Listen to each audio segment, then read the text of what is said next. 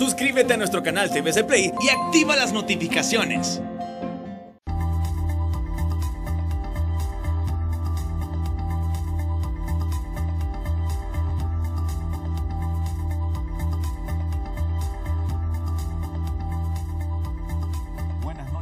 Bienvenidos al banquillo, gracias por estar con nosotros. Hoy vamos a hablar de economía y finanzas.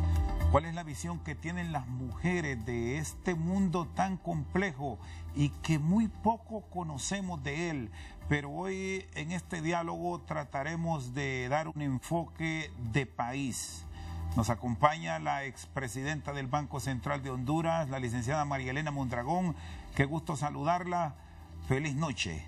En este 2021, ¿qué visión tienen de el panorama económico y financiero del país? Sobre todo, ¿cómo deberá actuar el gobierno y el sector inversionista para tener un año que al menos nos permita salvar un poco la finanza nacional? Licenciada Mondragón, buenas noches. Buenas noches, Chendo. Un gran placer estar aquí con usted y muchísimas gracias por la invitación. Bueno, esa pregunta que me hace es sumamente amplia porque aborda o tocaría muchísimos temas, Chendo, no solo en la parte de variables económicas, sino en todo el contexto nacional e internacional que estamos viviendo.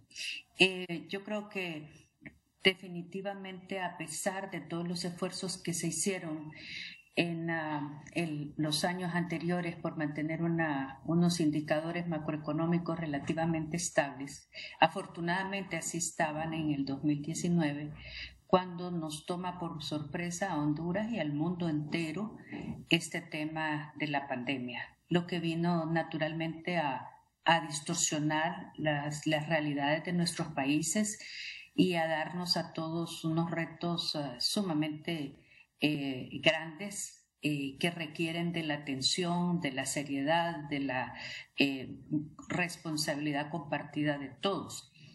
El año pasado pues fue un año, sabemos todos, muy duros en todos los aspectos. El económico obviamente no es la excepción.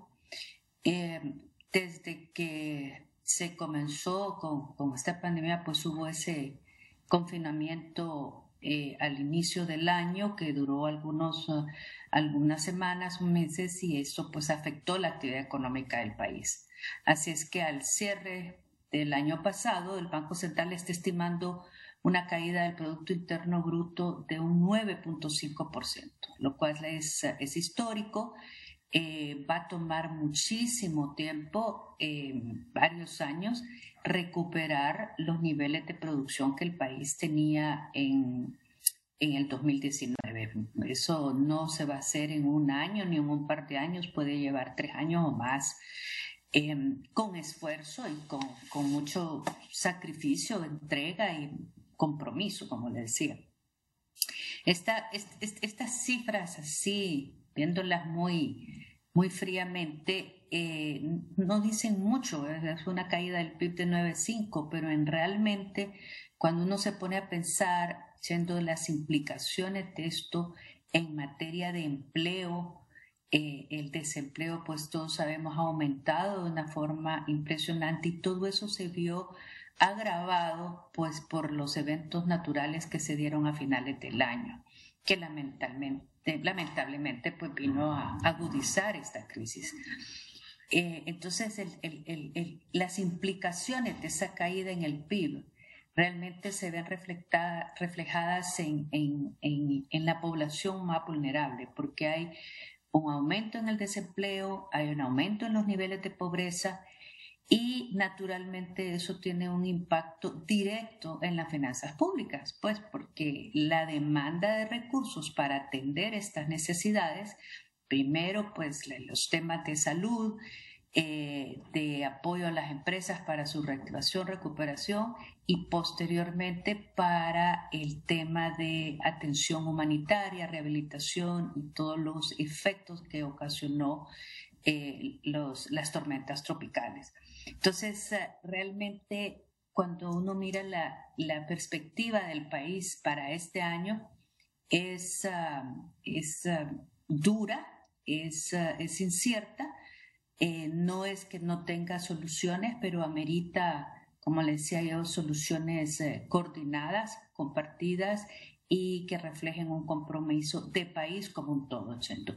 De lo contrario, no vamos a poder salir, porque hay muchos temas que deben de considerarse, no solo la política económica en sí, qué políticas en materia monetaria, fiscal se deberán tomar, sino también en el resto de políticas públicas que están directamente relacionadas con el bienestar social y económico de la población. Bueno, aquí encontramos, licenciada Mondragón, temas como el tema sanitario, que es prioridad, de igual manera el tema de las finanzas públicas, cómo se está manejando frente a una reconstrucción nacional. Por cierto, ustedes forman parte de un grupo de notables que está prestando algunas guías, algunas asesorías al Estado para este tema, que deberá concluir con peticiones de ayuda por parte del gobierno a la comunidad cooperante. En este año que sumamos también la actividad política, ¿percibe que hay un buen manejo o habrá que ir corrigiendo desde ahora que estamos enfrentando una alta ola de contagio de SARS-CoV-2 el sistema económico del país?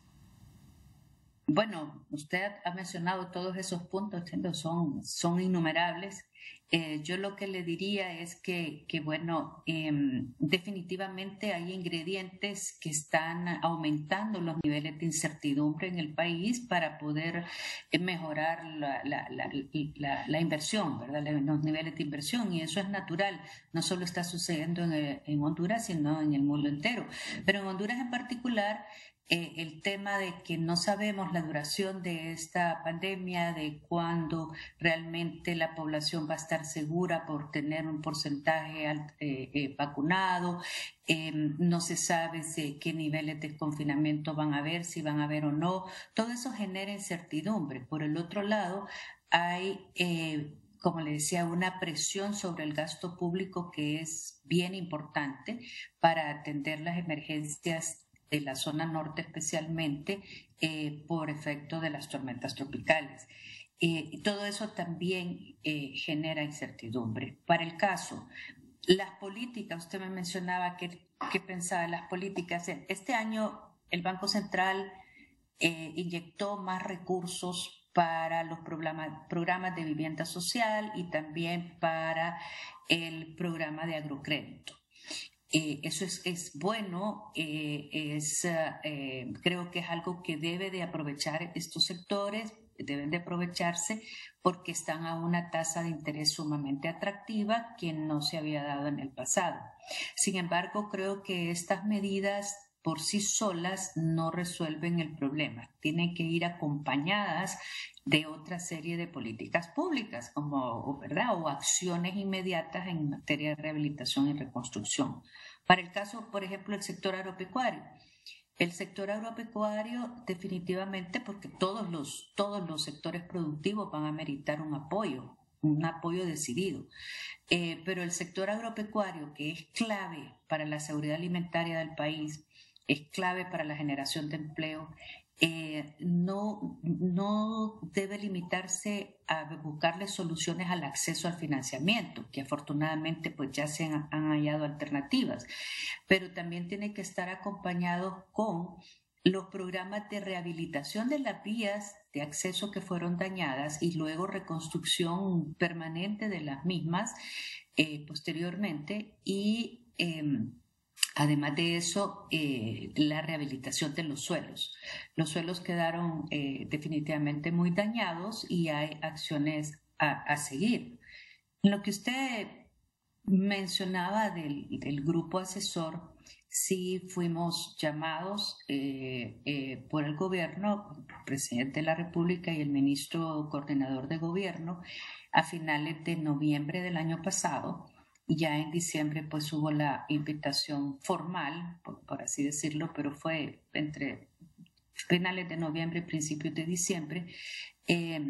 Obviamente pues el grupo que estamos aceptamos con agrado, con agradecimiento en primer lugar por la confianza que se nos otorga como asesores en lo que nosotros limitadamente podamos, pero también comprometidos porque sabemos las necesidades que tiene el país en este momento.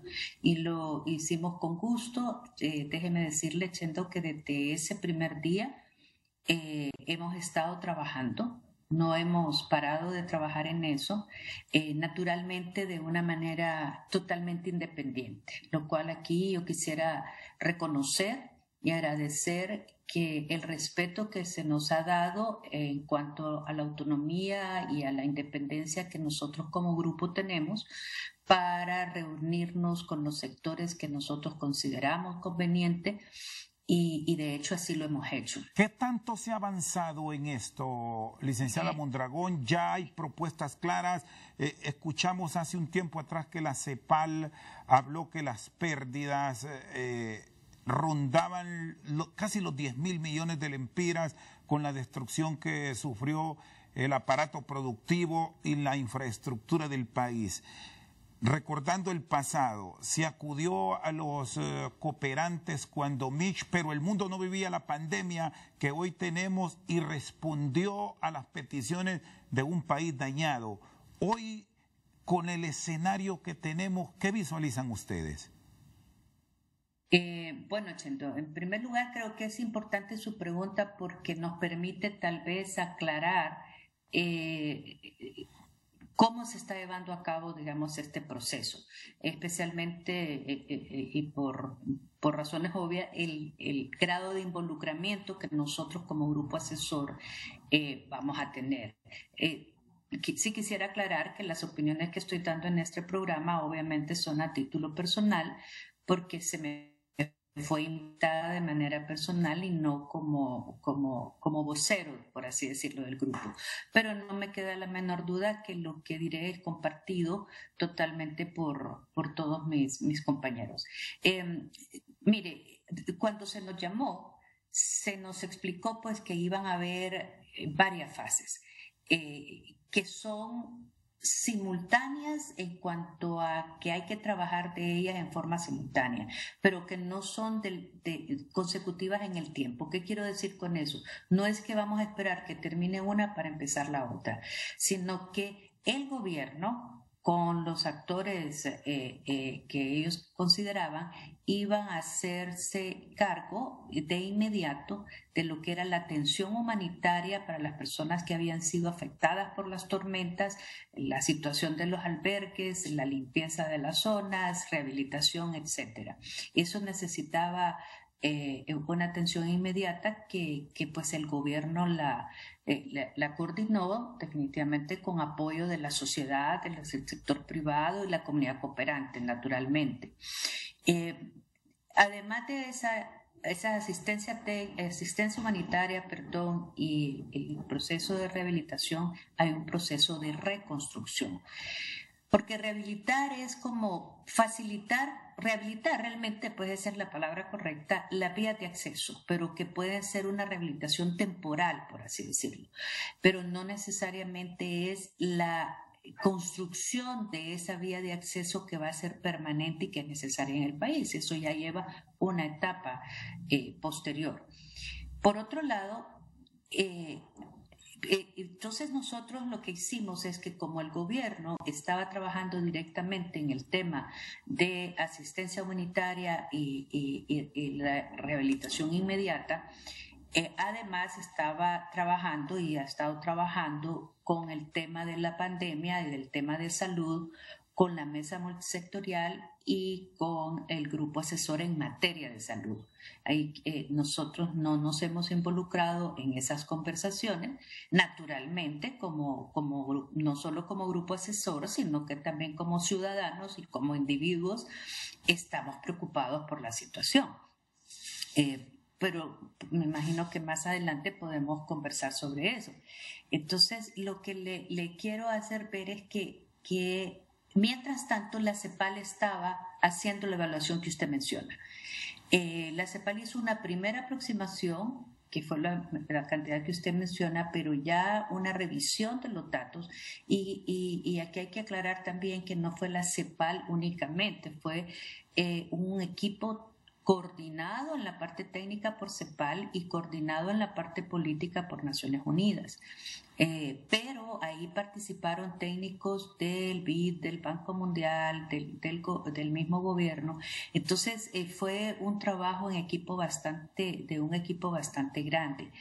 Esa revisión arroja un impacto de más de 52.000 millones de lempiras, pero es únicamente por efectos de las tormentas tropicales. Aquí no estamos hablando del impacto que ha tenido en la economía y en el empleo y en el gasto público el tema de la pandemia. Entonces, hay que diferenciar eso para que la población pues entienda los pasos a seguir y un involucramiento que cada uno de nosotros va a tener en eso. Muy bien, está con nosotros la expresidenta del Banco Central de Honduras, María Elena Mondragón. Vamos a una pausa, ya regresamos.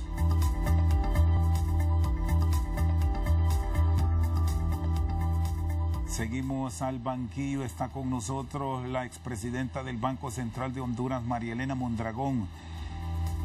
¿Cómo ve la posibilidad de tener acceso a recursos frescos? Ya me daba cifras, son 52.000 millones de lempiras, son cantidades que asustan. ¿Qué papel deben jugar los países cooperantes para recuperarnos en un momento duro para Honduras? Porque se genera cuestionamiento hacia el gobierno por el tema de la transparencia, licenciada Mondragón. Sí. Bueno, ahí hay varias cosas, Chendo. En primer lugar, hablando del tema de transparencia, me recuerda usted que cuando fuimos nosotros llamados en noviembre, diciembre, en la primera semana de diciembre, en los primeros días de diciembre, nosotros enviamos una primera comunicación al ministro ya por escrito, dando recomendaciones concretas de lo que considerábamos debían ser ejes transversales o puntos a considerar a lo largo de todo este proceso. Y entre ellos estaba precisamente el tema de transparencia, rendición de cuentas y combate a la corrupción. Creo que son temas que genuinamente y legítimamente estamos aspirando todos los hondureños. Porque, como bien dice usted, la limitación de recursos es grande. Ya hay un aumento sustancial en el déficit fiscal, que dicho sea de paso debe de revisarse porque el presupuesto, por ejemplo, que se fue presentado al Congreso Nacional, tiene como supuestos todavía los indicadores económicos que había publicado el Banco Central previo a las tormentas tropicales. Pero esos indicadores ya cambiaron y la Secretaría de Finanzas está en el proceso de revisión de todas esas cifras porque es muy importante que cualquier plan a futuro se base en un presupuesto realista, con estimaciones lo más cercanas a la realidad y que sean actualizadas permanentemente. En esa medida, usted se va a dar cuenta de los requerimientos inmediatos que tenemos y de corto y de mediano plazo para cuantificar los recursos que está requiriendo el país. ¿Tenemos un presupuesto irreal que debería replantearse? Creo que lo que pasó fue que obviamente hay una ley que hay que cumplir con la entrega del presupuesto en ciertas fechas. Para esas fechas obviamente no había pasado todavía, ¿verdad? Usted sabe, las tormentas. Son cifras que están en proceso de revisión. La Secretaría de Finanzas está... pues con ellos nos reunimos una vez con las viceministras de Finanzas, nos dieron una explicación de cómo estaba y les hicimos ver en esa oportunidad que había que revisar. Están totalmente conscientes, es un equipo técnico muy bueno el que tienen y ellos están definitivamente en ese momento. En este momento, precisamente revisando ese marco macrofiscal que es tan necesario para tener un horizonte claro de la cantidad de recursos que se requieren. Como le digo, también incluyendo el tema de la pandemia, que no está incluida en los datos coordinados por la CEPAL. Revisando las asignaciones que tenemos a nivel del presupuesto de la República, con las prioridades lógicas para el sector salud, para el sector educación, estos financiamientos que se promueven para el sector productivo del país. Y si vamos más allá y observamos cómo está depoblado el gobierno, es momento para reflexionar en un año político, licenciada Mondragón, observar números y pensar en una reducción del aparato estatal, que de pronto es un tema que muy poco lo abordan las clases políticas al momento de entrar a las discusiones, pero que ustedes como técnicos, que por cierto les critican y lo señalan, tienen una visión mucho más amplia a futuro de país. ¿Cómo ver esto? Precisamente por lo que usted acaba de decir, Chendo, creo que es importante la revisión que están haciendo de esas cifras, porque por un lado está lo que usted dice. Ahorita es imperativo, lo que usted ha dicho, es imperativo que haya una racionalización del gasto público. Definitivamente el gasto público tiene que ser reorientado para no seguir sacrificando la inversión pública por gasto corriente. Eso es definitivo, en mi opinión. Creo que debe buscarse una mayor eficiencia del gasto, una austeridad obviamente, pero por otro lado, hacer una definición, y esto es otra de las recomendaciones que como grupo también hemos dado, que vimos otra serie de recomendaciones ahora al inicio de enero o mediados de enero, de que se debe de hacer una priorización de proyectos de acuerdo a esas fases que le mencioné, que era la atención humanitaria, la rehabilitación y la reconstrucción. Tiene que haber criterios que permitan o que faciliten la priorización de esos proyectos y que esos proyectos respondan realmente a las necesidades del país, a las necesidades de la población. Y para esa priorización, una vez identificados esos criterios, se deben socializar, permitir una participación ciudadana a todos los niveles. Con las municipalidades, con los sectores y con el ciudadano común. O sea, para eso se requiere tener unos mecanismos de comunicación y de transmisión de información totalmente amplios, porque solamente si somos los hondureños como país, como sociedad, las que definimos nuestras prioridades, en esa medida es sostenible y en esa medida vamos a respaldar esas políticas. Y por otro lado, teniendo mecanismos de ejecución transparentes, mecanismos de contratación transparentes y de rendición de cuentas para que la gente todos como ciudadanos estemos informados qué se está haciendo, financiado con qué recursos y cómo va su ejecución. Entonces esas son aspiraciones que debiéramos de tener y que yo creo que va a exigir de alguna manera la comunidad internacional si deciden apoyar. Porque como bien usted decía, estamos en unas circunstancias totalmente distintas. En este momento no solo es Honduras la que tiene problemas, ¿no?, del tema de la pandemia y de los huracanes, el mundo entero está en problemas. En este momento cada país está viendo por sus necesidades, por lograr las vacunas para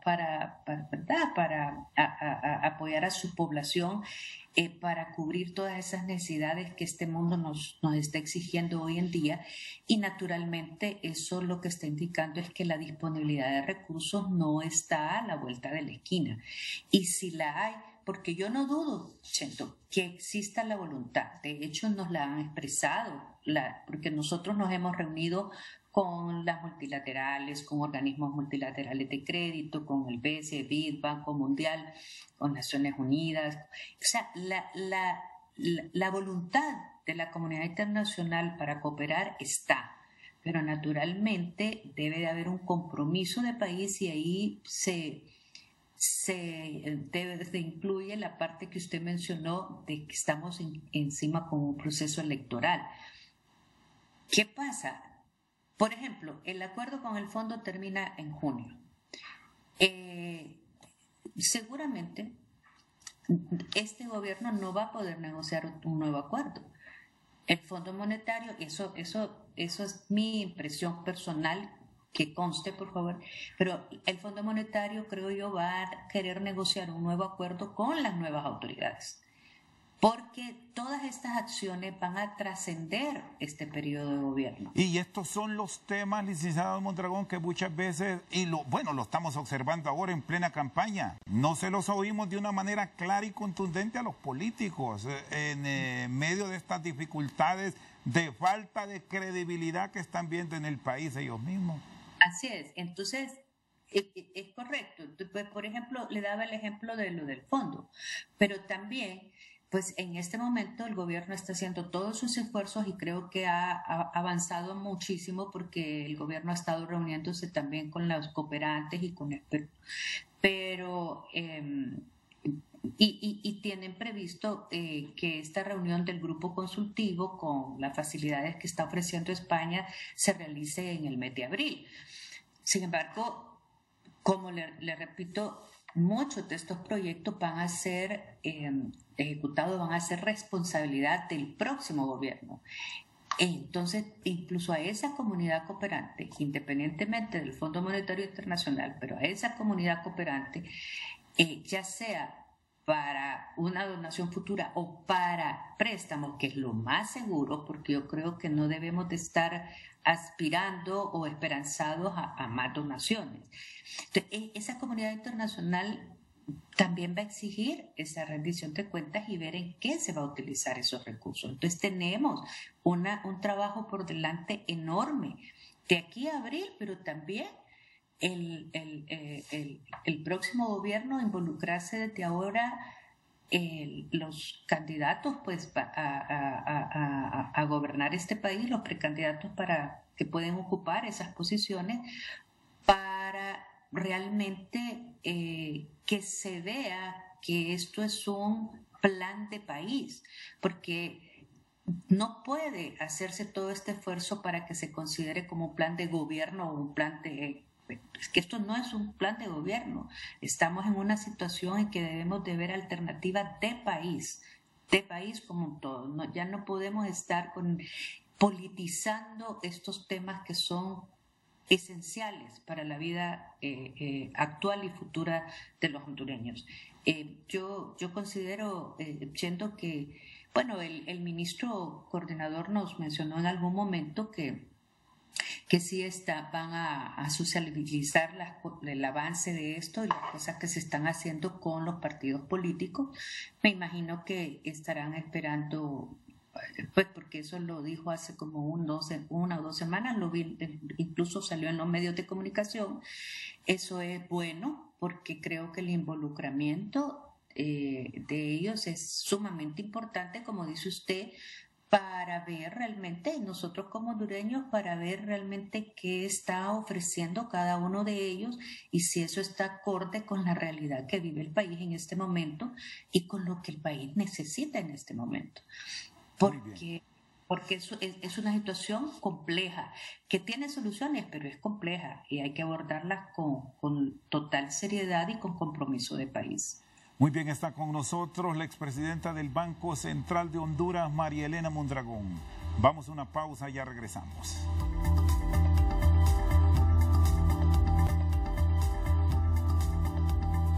Seguimos al banquillo, está con nosotros esta noche la expresidenta del Banco Central de Honduras, María Elena Mondragón. El Foro Social de la Deuda Externa ha planteado que ante la enorme caída en los ingresos, ese es el reflejo que tenemos actualmente, una baja arriba del 25%, incluso se llegó a decir.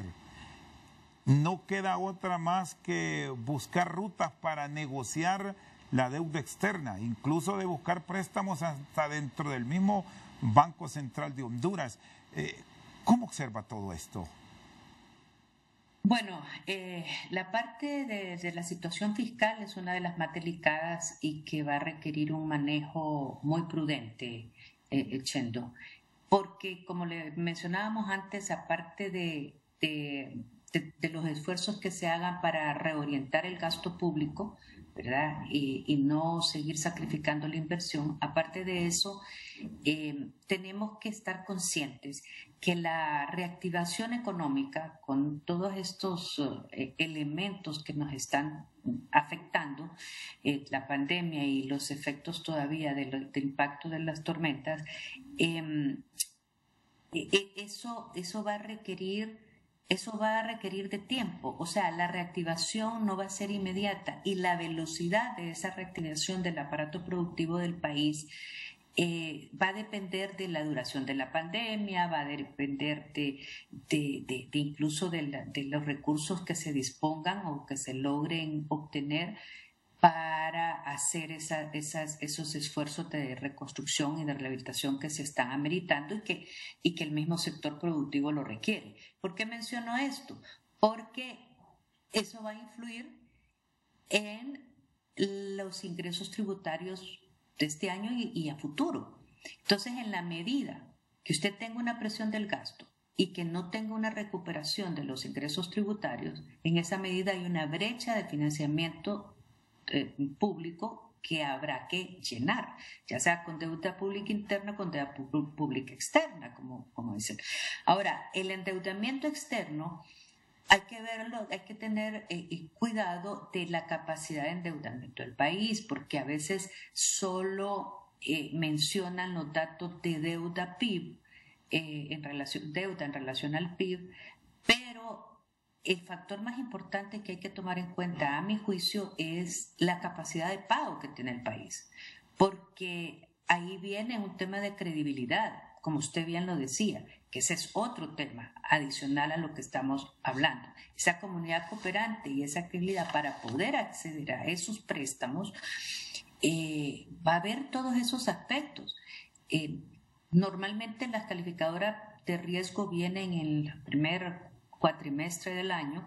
No sé exactamente si vendrá alguna en el corto plazo, lo ignoro, pero en efecto la percepción que se tenga del país en el exterior es sumamente importante y lamentablemente por muchas razones ha habido una pérdida de credibilidad y por eso pues se están haciendo todas estas acciones o se están recomendando también todas esas acciones en materia de transparencia. Pero esto no es, y quiero aclararlo, temas también de un gobierno en particular, porque aquí, Chendo, tenemos que reconocer los hondureños que tenemos problemas estructurales profundos que son añejos, vienen de años.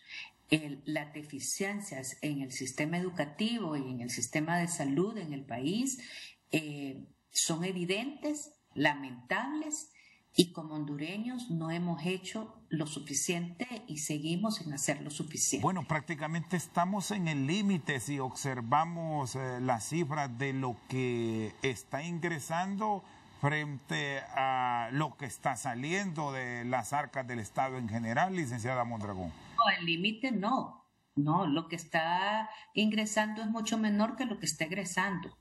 O sea, mire, fíjese que aquí a mucha gente se le olvida o tal vez lo pasa por alto, que el año 2020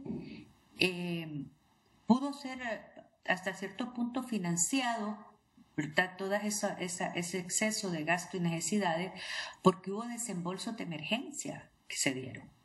Y los desembolsos de emergencia que se dieron no fueron 4 centavos, fue un aumento considerable que se dio de la deuda externa el año pasado. Se contrajo deuda por no sé si por más de 2.000 millones estoy con la cifra por algún lado, pero son como 2.200 millones de dólares.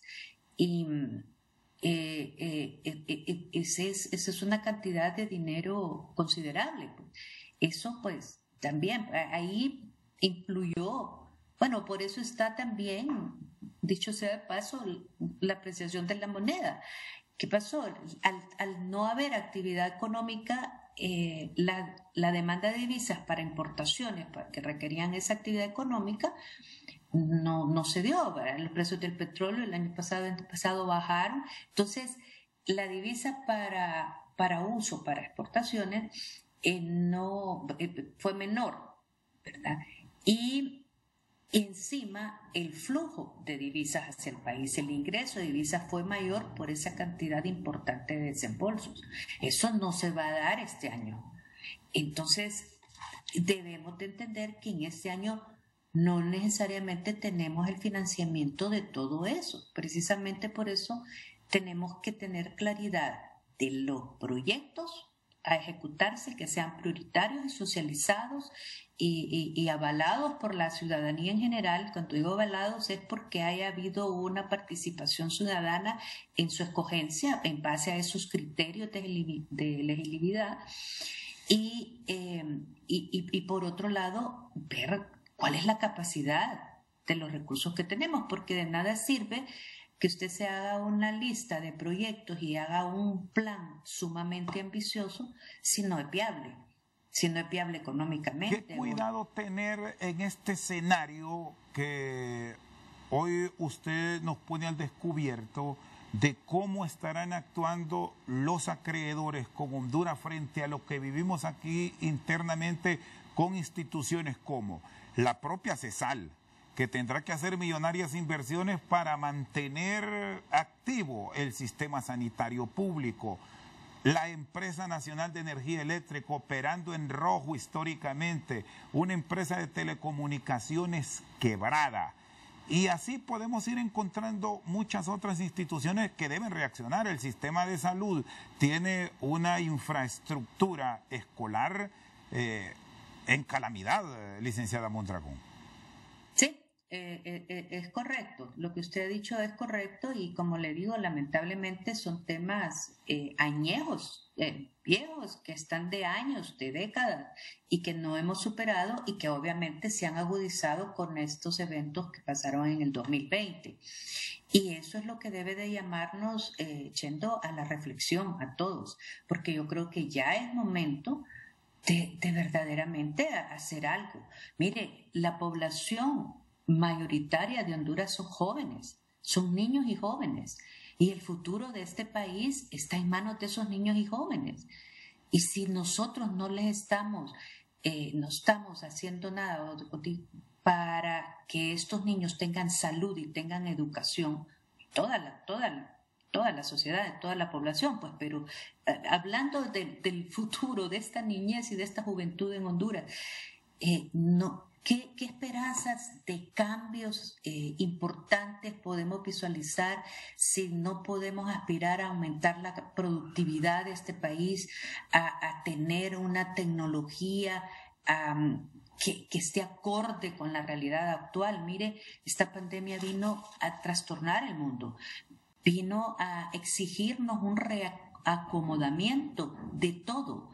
Ahora es teletrabajo, ahora las microempresas tienen que capacitarse para mercadear sus productos de manera digital y comercializar sus productos. Todos los sectores en sí. Tiene que estar incluida la tecnología. ¿Cómo podemos aspirar eso a futuro con este nivel educativo y de salud que tenemos?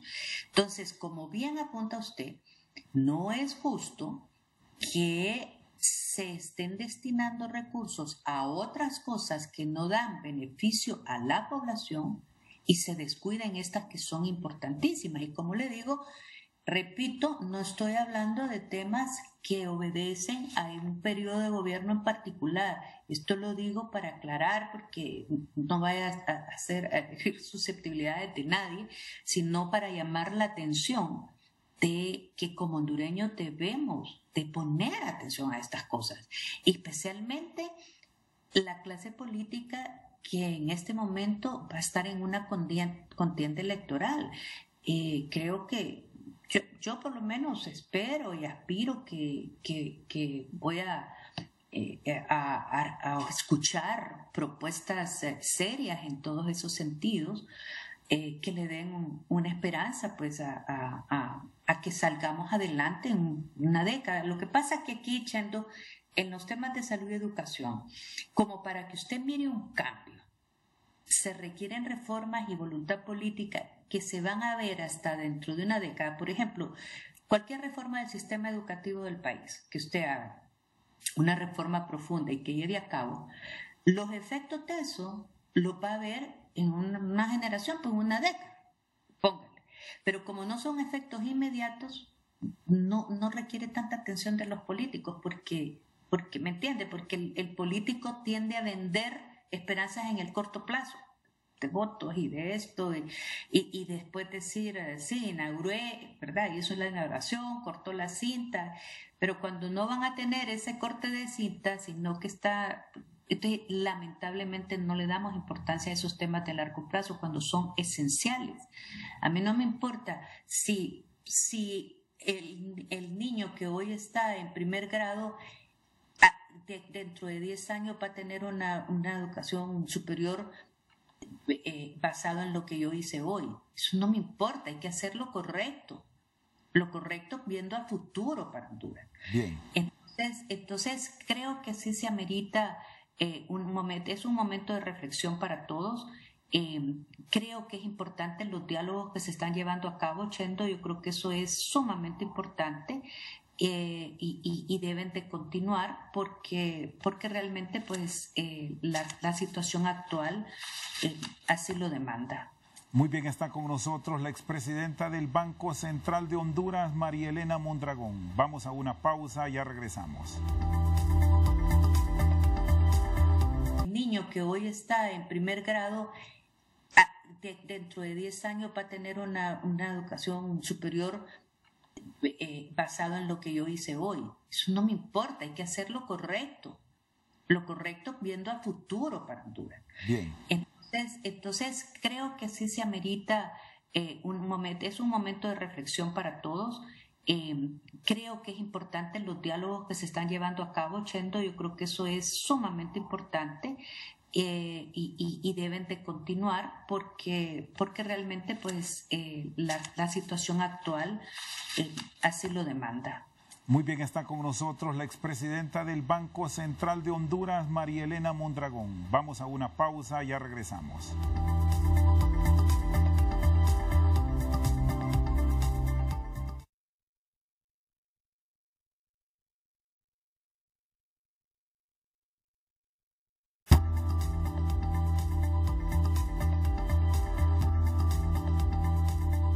Seguimos al banquillo con la licenciada María Elena Mondragón. Hay sectores que ante el enorme nivel de contagio en la actualidad hablan de un cierre por 21 días. ¿Esto qué repercusiones tendría en las finanzas y en la economía nacional en caso de concretarse, desde luego? Y el sector privado hizo su exposición. ¿Cómo observa todo esto, doctora? Bueno, Chento, el tema es muy complejo, ¿verdad? Porque yo respeto muchísimo la opinión que tienen los médicos, los expertos en salud. No hemos estado involucrados, como le digo, en eso, pero entiendo pues que hay un grupo también asesor.